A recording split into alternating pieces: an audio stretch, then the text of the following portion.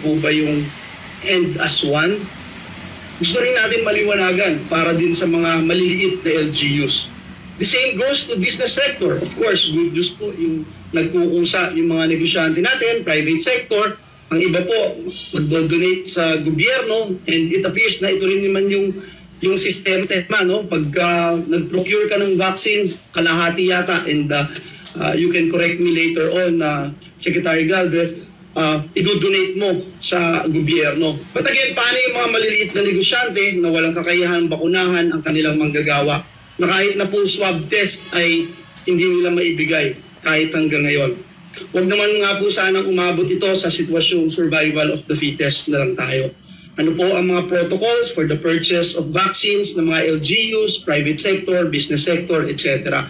It is important for the government to step up, and I joined my colleagues in looking into this particular issue.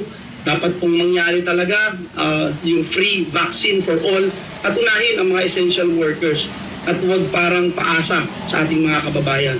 We are looking for a definite and concrete response to this crisis. Ginoong Pangulo, maraming salamat po.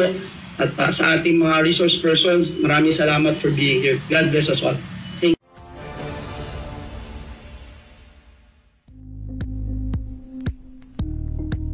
Thank you for watching Politico TV. Please like and subscribe to our channel for more videos.